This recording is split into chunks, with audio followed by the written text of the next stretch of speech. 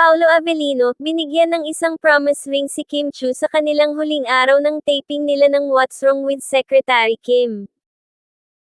Pinagkaguluhan at pinag-usapan na naman ng mga Kim Pao supporters ang love team ni na Kim Chiu at Paolo Avellino. Ito ay nang may napansin ang kanilang mga tagahanga sa suot na singsing ni Kimi. Sa kuhang litrato sa set ng kanilang serye nang magkaroon nagselebrasyon bilang tanda ng pagtatapos ng kanilang taping.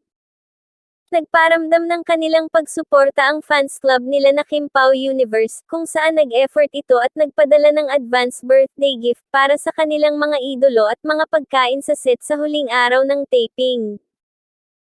Tuwang-tuwa naman ang Kim Pao sa ipinakitang pagsuporta sa kanila ng kanilang mga loyal na tagahanga, sa mga ginagawang effort nito para sa kanila.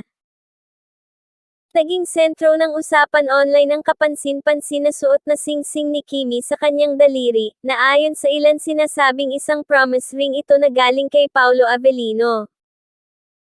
May mga nagsasabi din na isa na itong engagement ring.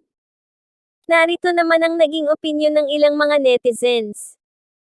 Kung engagement ring yan, I'm so happy for them. Go Kim Pao, Tina Donna, kayo pareho, kayo down to earth, God bless you both.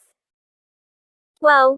Amazing, whatever the meaning of that ring, we're happy. Kim Pao, perfect couple destined for each other, God's perfect timing.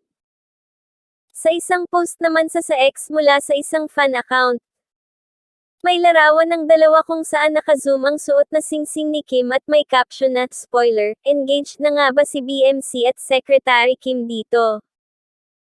Komento ng isang tagahanga, yan yung promise ring na niya, alam yan sa set na binigyan ng promise ring, na kahit individual man sila, may promise sila sa isa't isa, saka magtawagan yan, may number na sila sa isa't isa, komento naman ng isang netizens.